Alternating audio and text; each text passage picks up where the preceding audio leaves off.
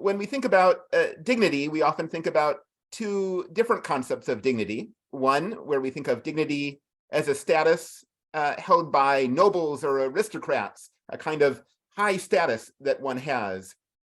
A second concept of dignity that we often encounter is dignity as a property of our humanity, dignity as something universal. Perhaps that's because there's a spark of the divine in the human. Perhaps that's because of our capacity to reason. Whatever it is, dignity is something that is inherent in our humanity. So these are two familiar concepts of dignity, but one of the things I try to do in the book is listen to critiques and challenges that come from activists and that come from social movements. And one of the challenges that we've heard in recent years is that dignity and respectability have been confused in the way that we've used them.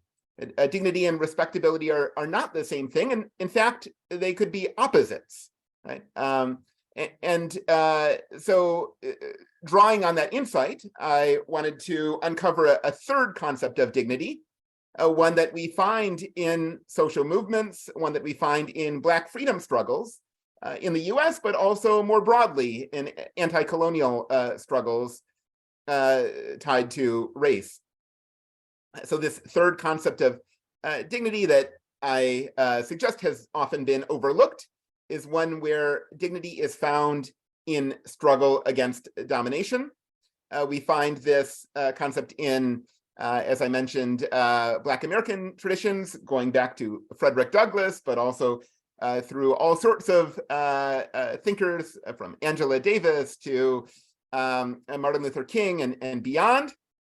And this concept of dignity, this third concept of dignity, dignity as struggle, has an aspect of universality to it, in that we are all, in some ways, struggling against domination in our individual lives, in our collective lives. And systems of domination are all around us, and to live and to have a voice, we have to struggle in some way. So there's a sense of universality to this third concept of dignity, but there's also an aspect of the sense of nobility to this third concept of dignity.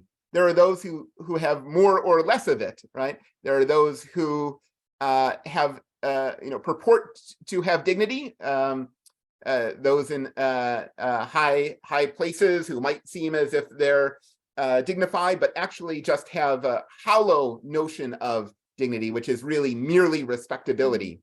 Whereas those who are struggling from below have a three-dimensional sense of dignity that is greater in quantity, even as dignity is universal. At least that's the argument that I make in the book. And I want to say that all three of these concepts of dignity circulate today, and the third has been overlooked. We ought to pay more attention to this third concept of dignity.